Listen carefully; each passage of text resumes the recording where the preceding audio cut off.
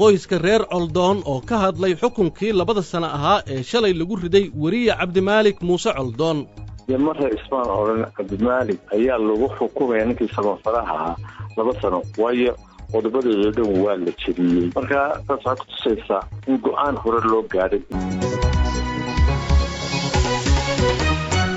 maxkamad ku taalla magaalada Hargeysa ayaa waxa ay ku xukuntay 2 sanadood oo xarig ah wariye samafalka ka shaqeynayay oo la yiraahdo Cabdimaalik Muuse Coldoon kadib markii lagu eedeeyay dambiyo ay ka mid yihiin inuu ku xadgudbay nidaamka u yaala Soomaaliland wariye Coldoon ayaa bartamaha bishii Febraayo waxa lagu xiray magaalada Hargeysa in yar kadib markii uu ka soo laabtay magaalada Muqdisho qoyska Coldoon ayaa waxa ay sheegeen in racfaan ay ka qaadan doonaan go'aanka maxkamadda Mubaarak Muuse Coldoon waa nin ay walaalayihiin Cabdimaalik Muuse Coldoon waxaana uu aragtidooda ku saabsan xukunkaas uga warramay wariyaha BBC-da Bashiir Maxamed Caato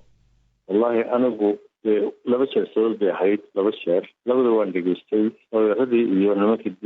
difaaciina ka iyo nimankii xagga dawladda ka socday waan dhageystay marra ismaan oran Cabdimaalik ayaa lagu xukumay ninkii samafalaha 2 sano marra maskaxdayda kuma soo dhicin hadday sameeyaan xoonay bil arintu xidhnaa waa 2 bilood ayay xukumayaan maasla waayo qodobadooda dhan waa la jiriyay waxaan filayay 5 jeer 6 jeer inay qaadataan filayay laakiin samay qaadanin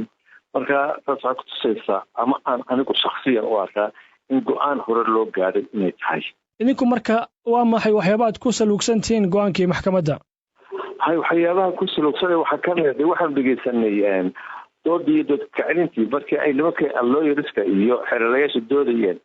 waxay tuseen oo ay ku qanciyeen laakiin takaran oo ku qanciyeen inuu ninkii dambi lahayn xamar xigiisii ilmeer ka dhacay isaga sheegay marka xukuumiyay qodobkii aflagaadada meesha kuma jiro oo waxa weeye waa la sheegay laakiin labadii qodob ee kale ayaan ku xukunay waliba saasan uu naxariisnay kulay laakiin se I don't think waxaan u haystaa in a political arinta political ay ka dhigeen oo hore uu xukunaa oo ay doonayeen inay xukumaan intaan maxkamadda la geeyay ka hor arintani ma kala hadashay mas'uuliyiinta dawladda waa kala hadlay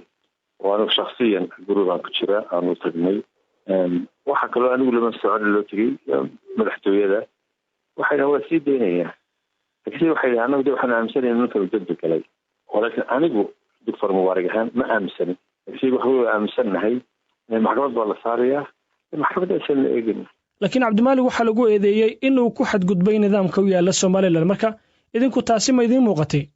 oo muxuu nidaamka Soomaaliland u yaalay maxamed la bixi karaa waan maqlay mar ay lahaayeen horaa sharci looga soo saaray in xamar la tagay xamar ma walba wala tagaa xamar dambi ma ahayn la tago xamar dambi ma aha dawladda dimuqraadiga baan haysan la sheegayo qofku uu hadli kara fikradiisa wuxuu caarada kara wuxuu yeeli karaa Cabdimaalik waa ninka Soomaaliland bilaaduna waa Cabdimaalik waa samafalaha ugu weyn Cabdimaalik waa power leh miisaan gaar ah buu leeyahay may ixtiraamil midna laakiin kelmad ay haysteen sharci ay haysteen xukun ay haysteen baan qabaa in anigu Cabdimaalik loo xukumay ugu dambeyntii marba haddii la xukumay maxay tahay talaabada xigta aad qaadaysaan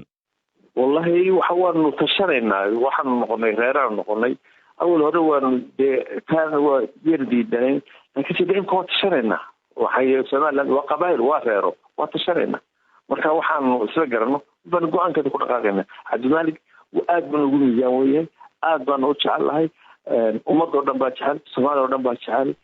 kulli isla kaga hadhimayno Mubaarak Muuse Coldoon ayuu ahaa oo walaalo ay yihiin Cabdimaalik Muuse Coldoon waxa uu u waramayay wariyaha BBC-da Bashiir Maxamed Caato qodobkaasna dadka ra'yigooda Facebook kaga soo dhiibtay waxa kamid ah waa nin la yiraahdo Abwaan Maxamed Cabdi Qodax oo Boosaaso jooga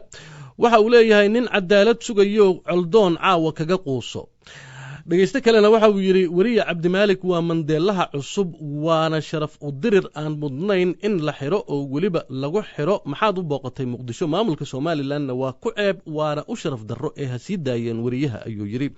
hayeeshee fikradahaas kuwa ka duwan waxa qaba Cabdiraxmaan Cali Nuur Hargeysa ayuu ka soo qoray waxa uu leeyahay Coldoon ma aha wax la iska doontay xarigiisa waa wax uu galabsaday waa nin gurigiisa dab qabadsiinayay oo laga qabtay Axmed Hurre Cawad oo Burcad joogana waxa uu leeyahay 2 sano lagu xukumay wariye Cabdimaalik Muuse Coldoon waa mid sax ah waayo in kasta oo dalkan